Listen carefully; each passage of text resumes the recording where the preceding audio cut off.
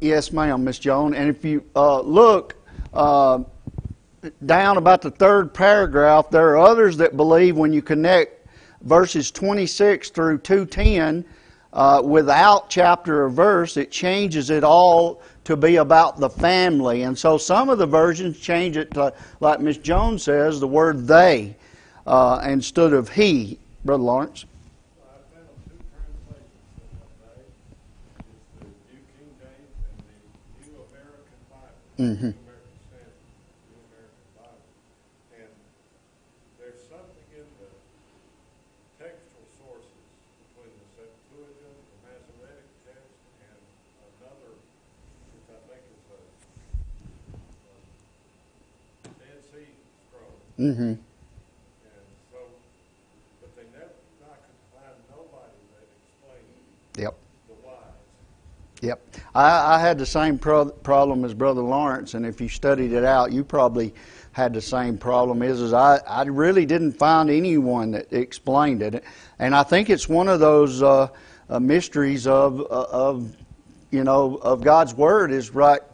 There was no reason for us to know other than that they worshipped. He worshipped or they worshipped, Brother Lawrence.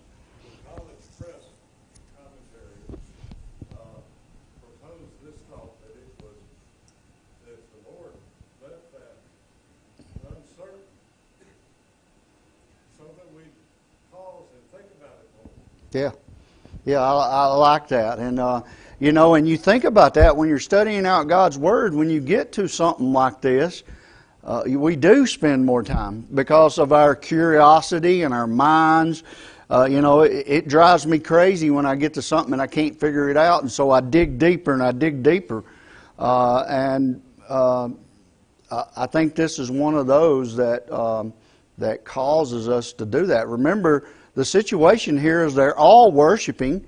The family went to Shiloh like they did year in and year out in order to offer sacrifices, in order to worship God. And in doing that, they were carrying, Hannah was fulfilling her vow, carrying her son, or their son, in order to give him wholly to God. And so this whole thing was a worship and fulfilling that vow to God. And as a matter of fact, it carries on in the next 10 verses with her prayer. And a little bit of prophecy in that prayer. So, it's not. I don't think the significant thing is to know which one it was, whether it was Elkanah, whether it was Eli, or whether it was Samuel. The important thing here is that they were all worshiping. She was fulfilling her vow, and that she was giving Samuel to God exactly the way that she had vowed that she would do. And that's kind of the way I ended it down here, is there's really no way to be certain.